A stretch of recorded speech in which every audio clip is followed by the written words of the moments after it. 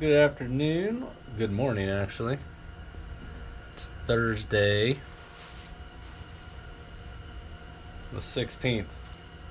So I'm making some jigs for an order I got. I just want to go through some of my processes here. If you're making jigs on your own, I've been doing this since 2016. Lots of trial and error. Things that you learn along the way, efficiencies, negating some inefficiencies, just to try to save time, because if you get an order for 80 or 100 or something like that, you don't want to dally. You'd like to get it out as quick as possible. Part of that customer service bit. So what I have is like a little fly tying stand. My jig's already in there. I have some wire that I've bent into like a V. Hopefully you guys can see that. I don't know if you can see it better or worse. So I've already combed out the main collar. This is an accent collar. I haven't combed it out yet, so I just put the wire in my mouth. Hopefully I can still talk. This is a comb. It's not mine. I just comb that out to separate the stands. Maybe we'll change that up. Maybe we won't do that with my mouth real quick.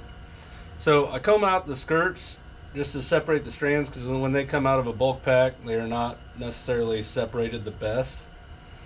And if there's one thing that just drives me batty when I did buy jigs, was when the skirts would be all clumped together. Just that was one of the things that drove me nuts. So then I take my main color, put it in the back, get it nice and even Steven. I try to shoot for perfection when I'm putting the tabs together. Not that it will end up that way, but if you start off inaccurate, that's probably how you're going to end up. So you really want to stack the deck in your favor. I just lay that right there.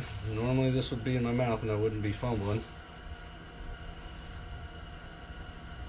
Then I hold the short V in, put the long back towards me, kind of pull that skirt up to where I want it.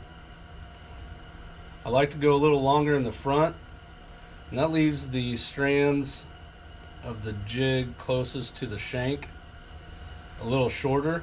I shoot for just at the bottom of the hook, or just a little bit longer, and then the top strands kind of drape over the shorter strands.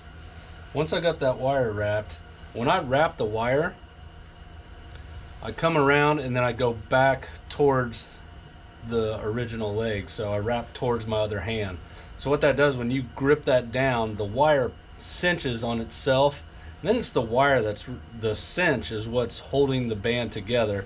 I do the twist and I nip it and I tuck the tail, but that cinch is what is really holding it. The twist is just making sure that it doesn't come undone in the event you're extra hard on these things.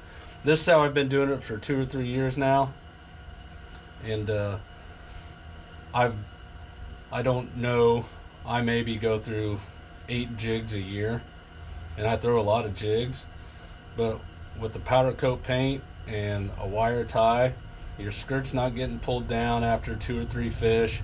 The thing that I think removes a jig out of my arsenal nowadays is when the weed guard gets destroyed. After you catch a couple fish, or you put it in a couple bushes, couple 20 bushes, that weed guard really starts to get beat up. So then if I start hanging every cast, it's out, it's done, on with another one. Not wasting time on it. Nothing's meant to last forever, but these things, it won't be the paint or the skirt that fails you, I can guarantee you that. Actually, I do the same thing on my spinnerbaits. The skirt ends up getting chewed off before the arm, the blades, the paint, or the eyes come out of it at all. That's the first thing to go on the spinnerbaits. So then I just give it a little cinch. Not a super hard pull, but sturdy enough. As with anything, there is a technique, and you just got to kind of figure that out as you go. Give that 10 twists. Take my little diagonals here, give myself about 1/4 of an inch, little tail there,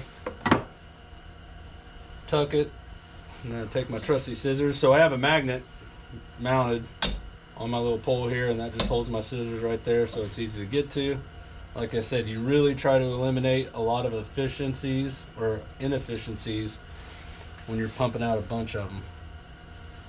If you're just knocking out 2 or 3, it really doesn't matter. This started out as something that I would just like to do when I had some downtime.